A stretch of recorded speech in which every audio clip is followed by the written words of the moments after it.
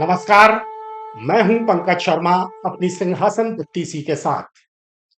2024 के चुनावी प्रसंग में सबसे मजे की बात यह है कि नरेंद्र भाई मोदी और उनके चिरंतन अंतःपुरी सिपाह सालार अमित भाई शाह जितने हड़बड़ाए हुए हैं, भारतीय जनता पार्टी उतनी अकुलाई हुई दिखाई नहीं दे रही है।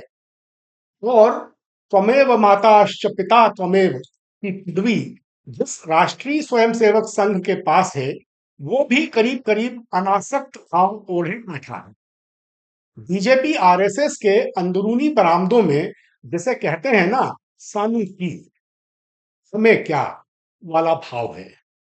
भाजपा के लिए भी और आरएसएस के लिए भी खुद की सरकार बनाना तो प्राथमिकता है, लेकिन नरेंद्र भाई को ही तीसरी बार प्रधानमंत्री बनाना दोनों में से ही किसी की भी प्राथमिकता नहीं लग रही है।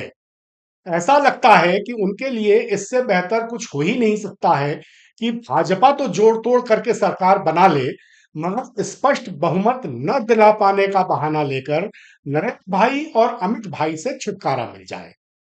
ऐसा इसलिए है कि भारतीय जनता पार्टी के बहुत से महत्वपूर्ण नेता पिछले 10 साल से भले ही नरेंद्र भाई मोदी की हां में हां मिला रहे हैं, मगर वे भीतर ही भीतर बहुत घुटन महसूस कर रहे हैं। प्रधानमंत्री जी के एकाधिकारवाद से आजिज आ चुके लोगों की तादाद न तो उनकी मंत्रिपरिषद में कम है और न पार्टी संगठन में। एक अमित भाई को छोड़ दें, कोई छोटा बड़ा नेता ऐसा नहीं है जो मंत्रिपरिषद या पार्टी संगठन की बैठकों में सबके सामने नरेंद्र भाई की लताड़ न खा चुका हो। बहुत से केंद्रीय मंत्री निजी बातचीत में ये रोना रोते हैं कि प्रधानमंत्री ये लिहाज भी नहीं पालते हैं कि कम से कम उन सरकारी अफसरों के सामने अपने मंत्रियों को न फटकारें जिनसे मंत्रियों को रोज बरोज काम लेना होता है। आज हालत यह है कि अफसरों में मंत्रियों को अपने ठेंगे पर रखने का भाव पैदा हो गया है, और प्रधानमंत्री कार्यालय के अफसर तो मंत्रियों से इस तरह जवाब तलब करते हैं कि पूछिए मत। पीएमओ के अफसर पहले कभी ऐसे नहीं थे।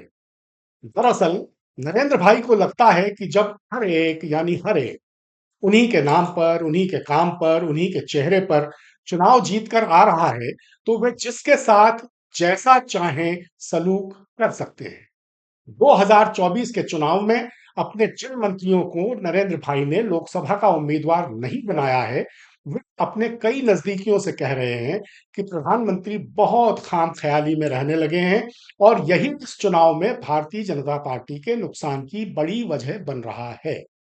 मुझे भी लगता है कि प्रधानमंत्री जी के मैं वाद से उनकी सरकार के भीतर, भारतीय जनता पार्टी के भीतर और देश में बहुत उकताहट है, और ये उकताहट कितनी है इसका अंदाज नरेंद्र भाई को इस बार के चुनाव नतीजों से पहले शायद ही हो पाएगा। 4 जून को आने वाले चुनाव परिणाम हमारे और आपके साथ साथ नरेंद्र भाई का भावी भाग्य भी तो तय करेंगे। नरेंद्र भाई का ही नहीं, भाजपा का भाग्य भी उसी दिन तय हो जाएगा। अगर 300 प्लस सीटों के साथ नरेंद्र भाई रायसीना पहाड़ी पर लौटे, तो राजनीतिक संगठन के नाते जो थोड़ी बहुत भाजपा बची भी है, वो भी खत्म हो जाएगी।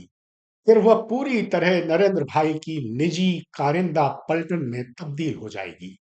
लेकिन अगर नरेंद्र भाई 272 की संख्या से एक भी सीढ़ी नीचे लुढ़क गए, तो देश के लोकतंत्र के साथ साथ भारतीय जनता पार्टी का स्वास्थ्य भी सुधरने लगेगा।